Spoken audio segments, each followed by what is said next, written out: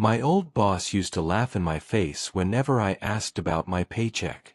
"Relax," he'd say, leaning back in his leather chair with that smug grin. "You'll get paid when the company does well. Until then, be grateful you have a job." I wasn't asking for a favor. I was begging for the money I had already earned. I worked 12-hour shifts at that logistics company, answering calls, processing shipments, handling paperwork, even carrying boxes in the warehouse when the loaders didn't show up. He promised overtime pay, bonuses, all those nice words that sounded good during the interview. In reality, I barely saw half of what I was owed. And every time I dared to ask, he treated me like I was a nuisance. The breaking point came one Friday evening. Rent was due, and my fridge was empty except for a jar of mustard and 2 eggs. I walked into his office, paycheck stub in hand, and tried to stay calm. "It's been 3 weeks, Mark," I said quietly. "I really need that payment. I can't cover my bills." He didn't even look at me. He was on the phone, laughing at something, swirling whiskey in his glass like he was the king of the world. After a minute, he hung up and finally turned toward me. "Look," he said, "if money's a problem, maybe this job isn't for you. Nobody's forcing you to stay. But if you want a future here, stop whining. This is how business works." That was the moment something inside me snapped. It wasn't just about money anymore, it was about respect. He made me feel small, disposable, like my time and effort meant nothing. I walked out of that office shaking with anger, and while I didn't say it out loud, I swore to myself, one day, you'll regret this. One day, you'll be the one asking me for help. At the time, it sounded like a fantasy. I had no savings, no backup plan, no family connections. Just a 23-year-old kid with bills, debt, and a boss who thought he owned me. But anger has a strange way of turning into fuel. I started teaching myself things after work: business management, finance, even coding. I read articles, watched tutorials, stayed up until 3 in the morning trying to figure out how people built companies from nothing. During the day, I was his underpaid employee. At night, I was building an escape route brick by brick. The first chance came when a small client I had helped with a complicated shipping problem asked me for my personal contact. "You're the only one here who actually solves things," he said. A week later, another client did the same. Soon I had a little side hustle, consulting for people who were tired of being ignored by my boss's company. It wasn't much at first. A few $100s here and there. But unlike the job, that money was mine, earned fairly, with no excuses or delays. For the first time, I realized I didn't need him. He needed people like me. And that realization planted the seed. I started saving every cent, cutting corners, eating ramen, and working 2 lives at once. The one where I still showed up at his office, smiling through clenched teeth, and the one where I was quietly laying the foundation for something bigger. Something that, one day, would flip the balance of power completely. The funny thing about side hustles is that they always start small. A late-night email, a quick invoice scribbled in Excel, a handshake deal with someone who just wants problems solved. But for me, those little jobs became the only source of dignity I had. My boss could delay paychecks, insult me in front of others, and act like I was replaceable. But when clients came directly to me, they valued my work. And that difference kept me going. I remember one night sitting in my cramped apartment, the glow of my second-hand laptop lighting up the room. I had 2 browser tabs open. One was a spreadsheet of unpaid bills. The other was a proposal for a client who had asked if I could manage their entire shipping schedule independently. I stared at it for hours, my stomach growling, my head pounding, before finally clicking send. That email felt like crossing a line I could never step back from. Weeks went by, and word spread quietly. A friend of a friend recommended me, Then someone else did. Suddenly, I was spending more time on my side work than on the actual job that was supposed to pay me. I knew I was walking a dangerous line. If my boss ever found out, he'd fire me on the spot. But the truth was, I was already planning my escape. The final push came from him, ironically. One Monday morning, he called me into his office. His face was red, jaw tight. "I heard you've been moonlighting," he sneered. "Taking clients on the side. That's stealing from me." I didn't deny it. For once, I didn't even try to play it safe. "Stealing," I said, my voice steadier than I felt. "You never paid me what you owed. I had to survive somehow." He slammed his fist on the desk, making the whiskey glass jump. "You think you're smart? You think you can run something without me? You'll crash in a week."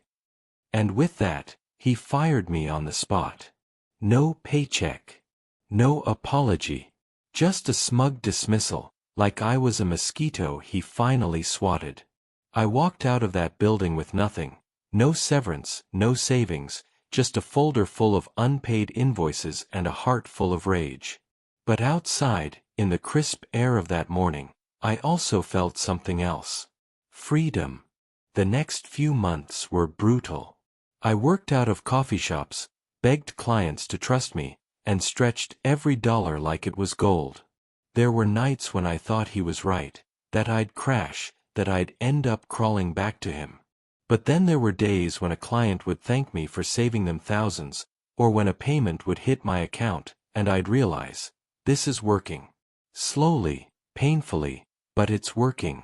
By the end of that first year, I wasn't just surviving, I was growing. I registered my own company, hired one assistant, and started building something real. It wasn't glamorous, but it was mine.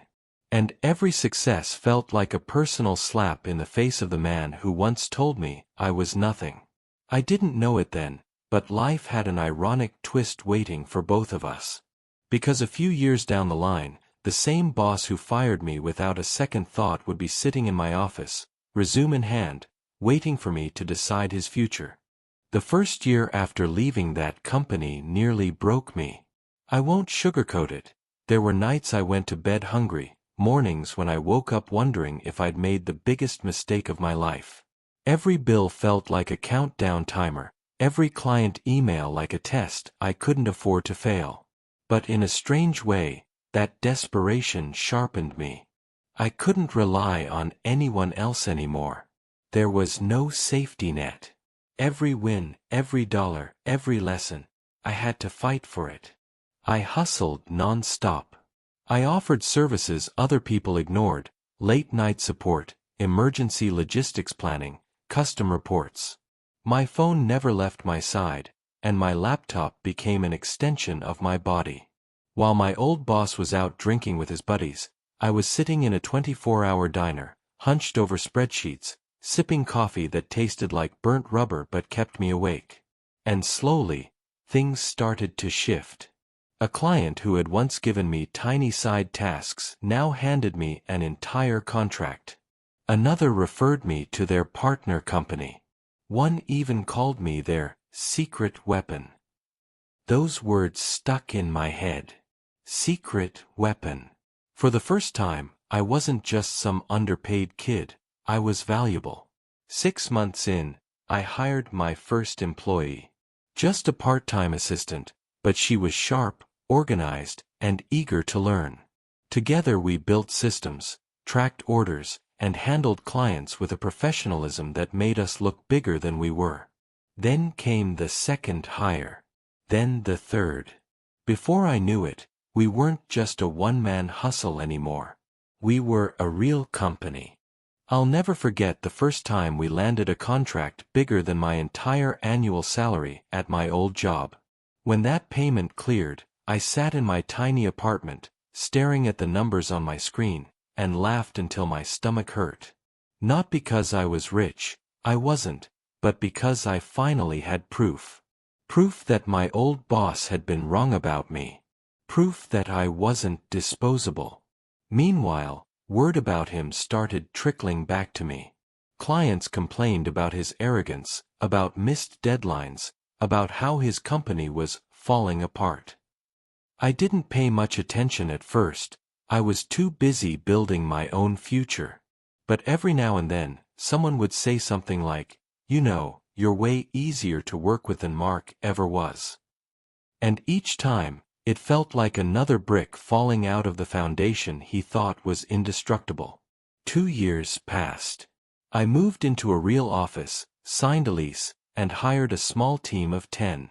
We weren't huge, but we were stable, profitable.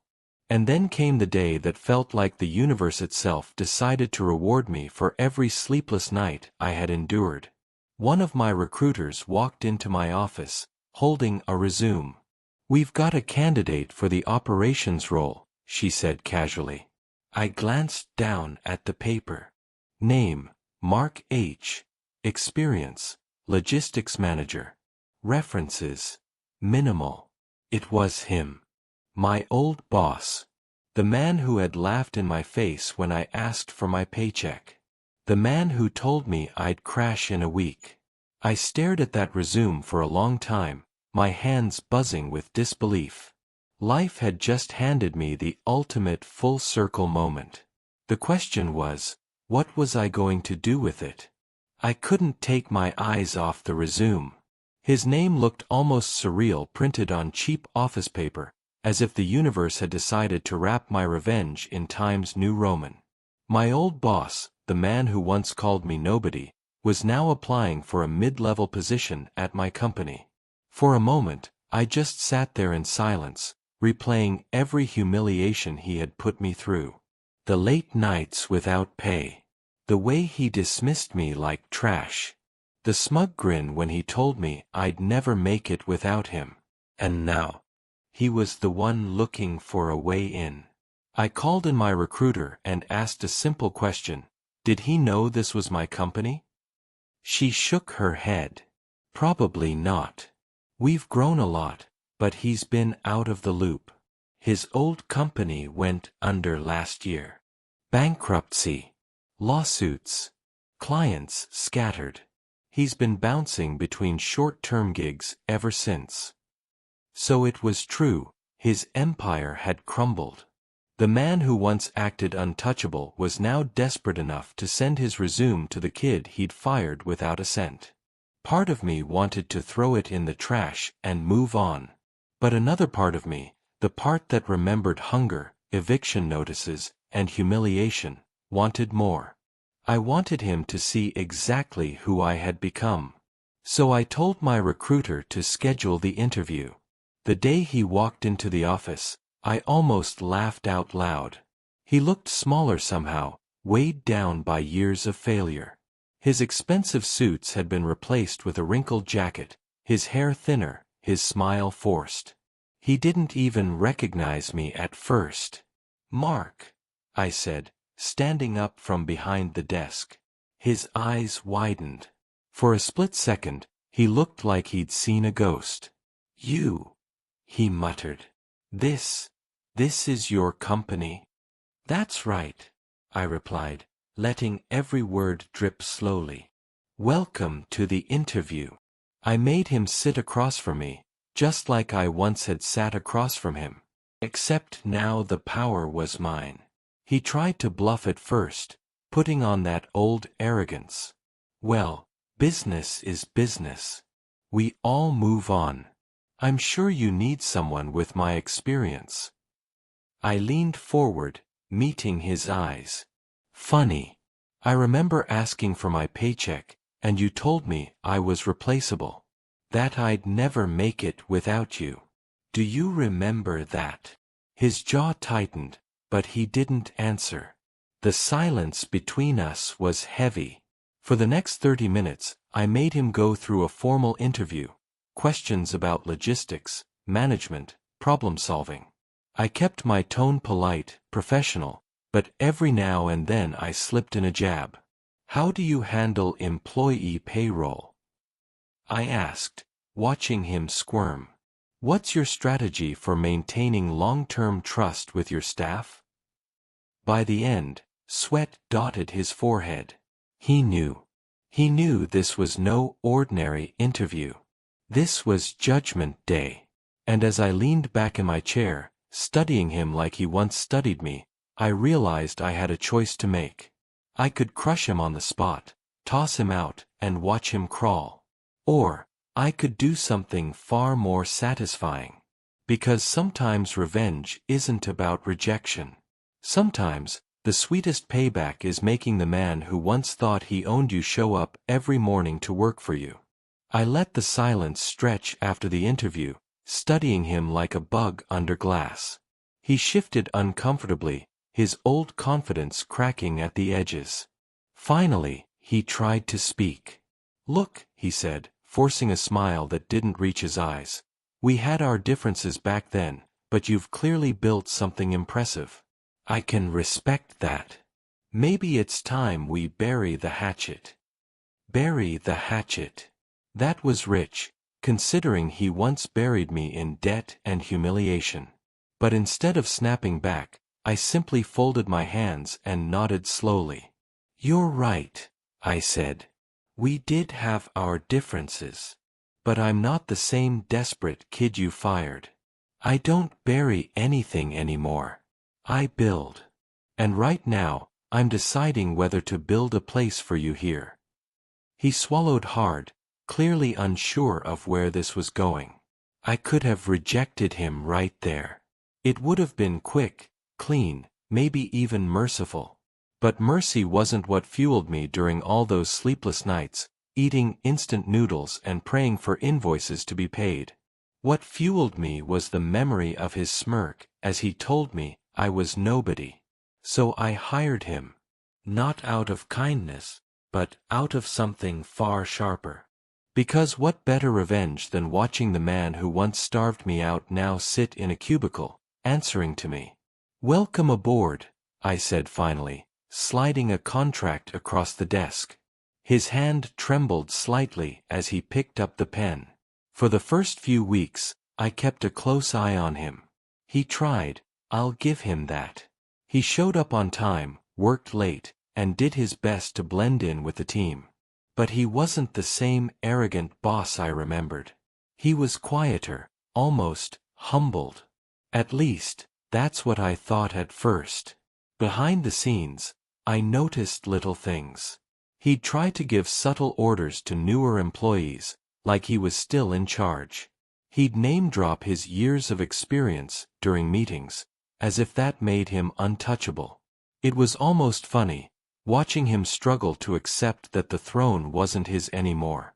One afternoon, I walked past the break room and overheard him muttering to a colleague, "I basically trained half the people here. They wouldn't last a day without me." I stepped inside, my voice calm but sharp. "Is that so, Mark? Funny, because we seemed to do just fine before you arrived." He froze, then forced another one of those fake smiles. Of course. Just making conversation." But I could see it in his eyes, the resentment, the bruised ego. He hated being here under me. And I loved every second of it. Still, I wasn't satisfied yet. Making him work for me was one thing. But I wanted him to feel what I once felt, to sit where I sat, to taste the humiliation he so casually dished out. And soon enough, an opportunity presented itself. A major client meeting was coming up, one that could decide the biggest contract of the year. Normally, I'd lead it myself. But this time, I had a different plan. I was going to put him front and center, and watch what happened when the man who once claimed I'd never make it without him had to prove himself under my roof. The day of the big client meeting, I walked into the office early. The contract on the line was worth more than my old boss's entire company had been making in a year before it collapsed. It was the kind of deal that could push us into a new league entirely. And instead of taking the lead myself, I had decided to hand it to him. When I told him the plan, his eyes lit up. For a moment, the old arrogance returned. "Of course," he said smoothly. "I've done 100 of these. Leave it to me." But I wasn't giving him this chance to save face. I was giving it to him so the cracks would show. Because I knew something he didn't. The client hated arrogance. They valued humility, precision, and someone who actually listened. Qualities he had never mastered. We walked into the conference room together, where my team and the client's representatives were waiting. I deliberately sat back, hands folded, letting him take the head of the table. His chest puffed out, his voice loud, his smile rehearsed. For the first 10 minutes, he dominated the room with flashy promises and overconfident claims. "We can cut your costs by 40% in 6 months, he boasted. My jaw tightened.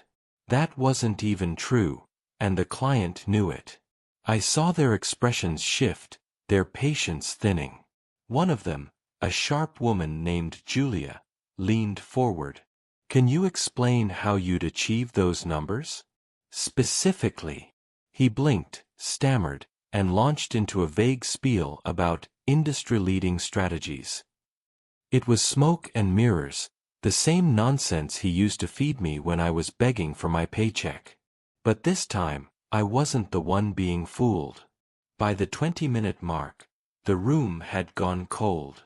He was sweating, fumbling through charts he didn't understand, contradicting himself, even trying to talk over the client when they asked for clarification. I watched it all in silence, my lips curled in the faintest smile. Finally, Julia turned to me. "Do you have anything to add?" That was my cue.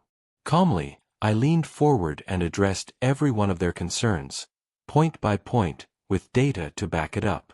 I showed them our realistic cost-saving model, our client success stories, our step-by-step roadmap. Within 5 minutes, the energy in the room shifted completely. Where he had lost them, I pulled them back. By the end of the meeting, the client was shaking my hand, already talking about signing. My old boss sat there pale and silent, like a student who had just been scolded in front of the whole class. When the room cleared, I turned to him.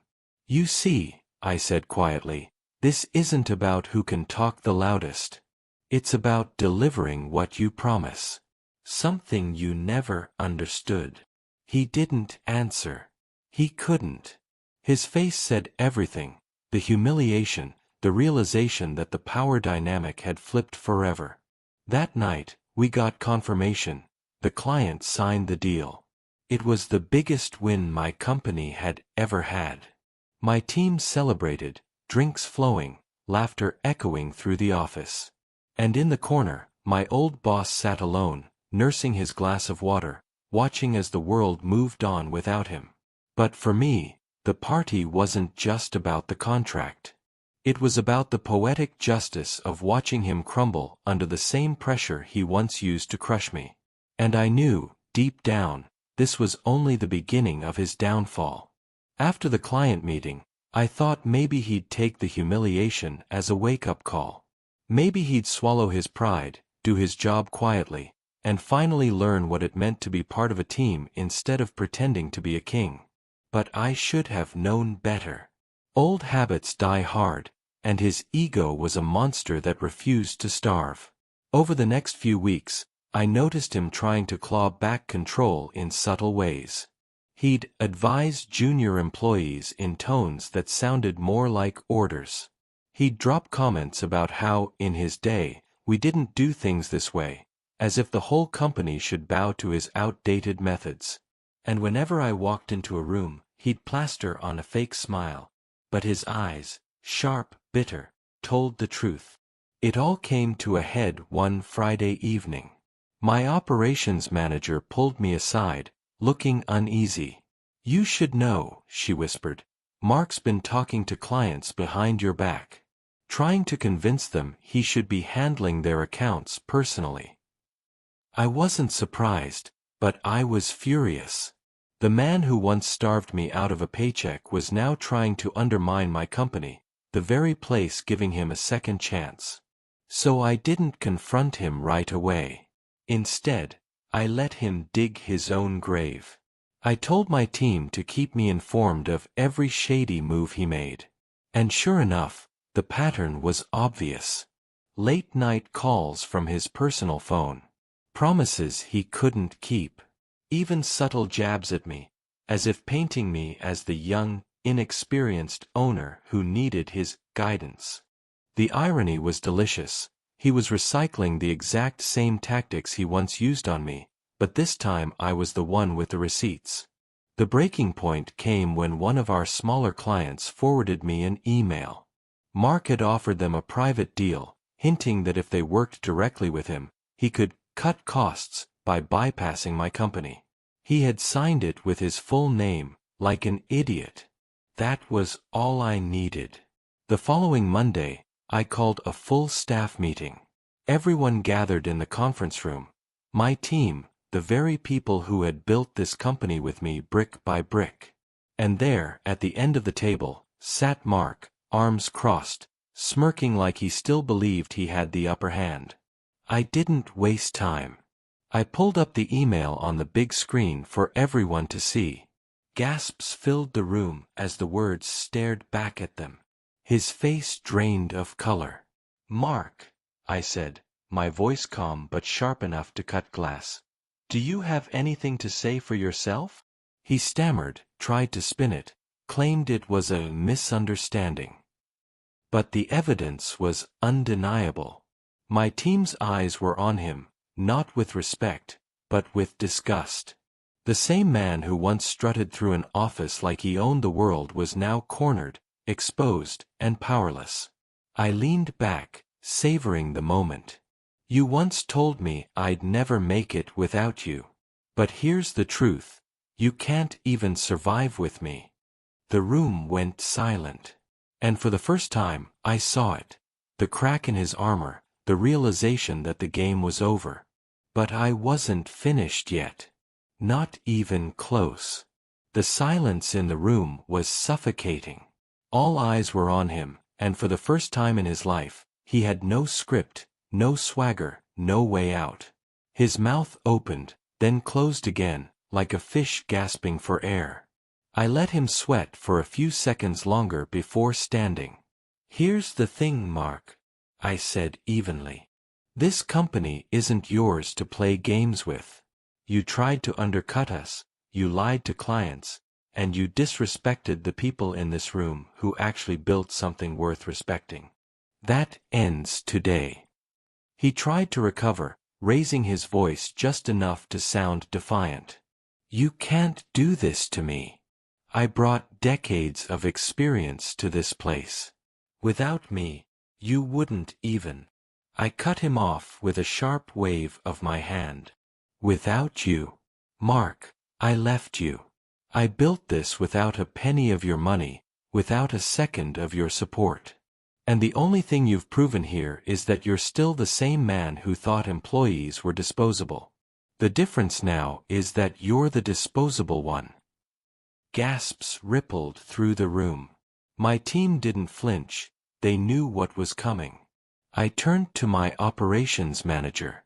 "Security will escort him out. Effective immediately, his access to company accounts and files is revoked. I want every trace of him gone by the end of the day."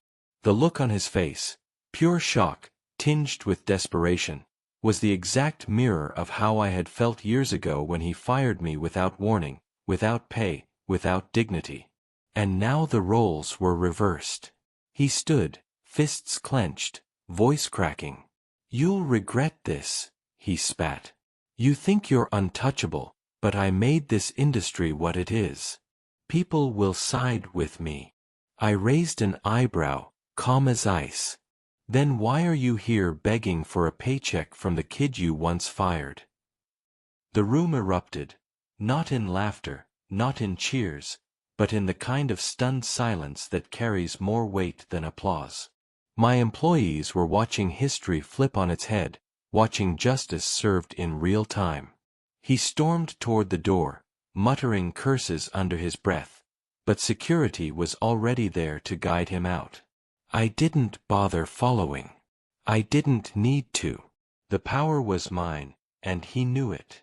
After the door shut, I turned back to my team. "Let this be a reminder," I said, my voice steady. "We don't build by stepping on people. We build by respecting them. And anyone who can't live by that doesn't belong here." The room nodded in agreement, a quiet wave of loyalty and respect washing over me.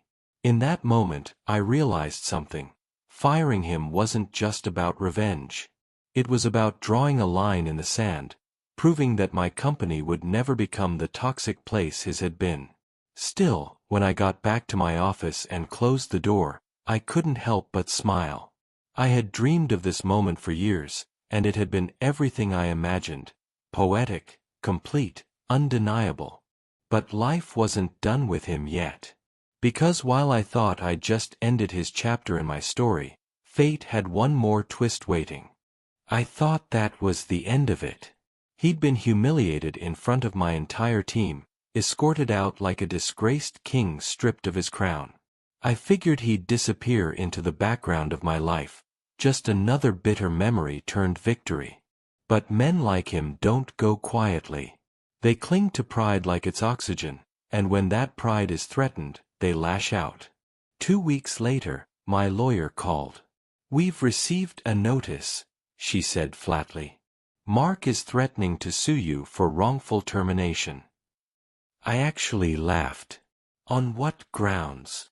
"According to him," she continued, "you created a hostile work environment, undermined his expertise, and orchestrated his dismissal out of personal revenge."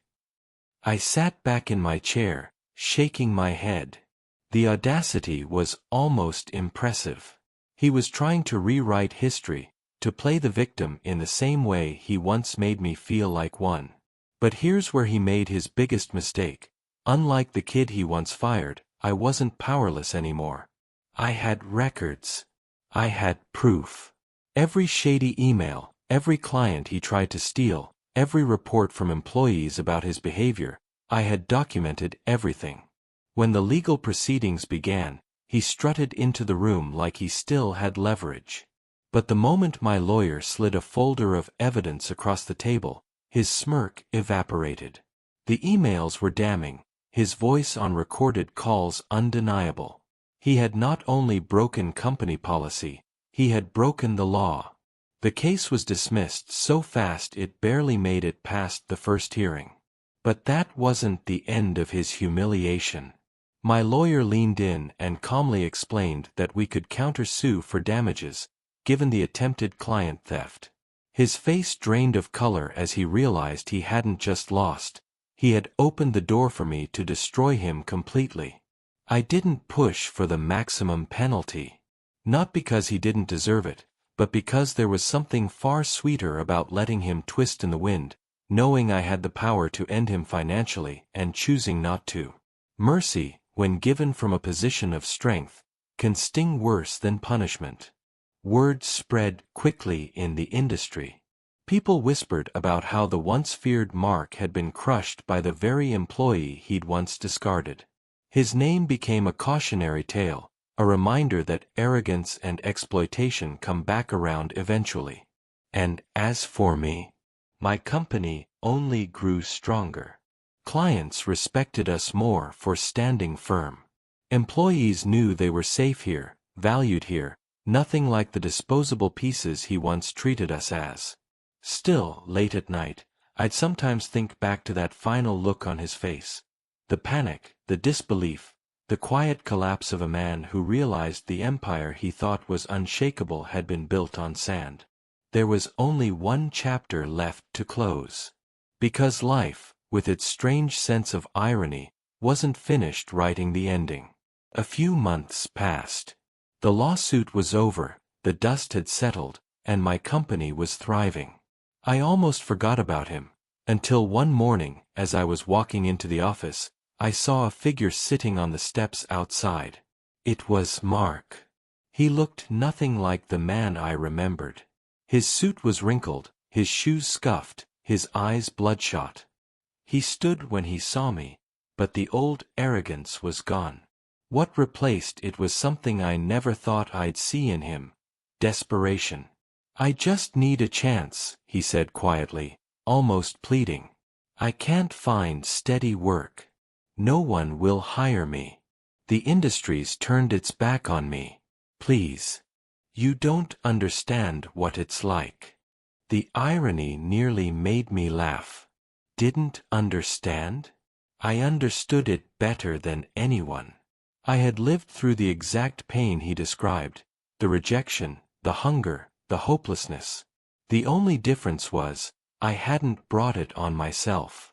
He had. For a long moment, I just stared at him. 1,000 memories flashed through my head: the empty fridge, the unpaid rent, the smirk on his face as he told me I was replaceable. And now here he was, begging me for mercy on the very steps of the company he once swore I'd never build. I could have spit in his face. I could have laughed, turned around, and let him rot.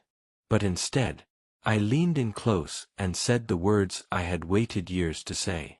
"You're right, Mark. I don't understand what it's like. Because when I was in your position, I didn't beg the man who destroyed me for help.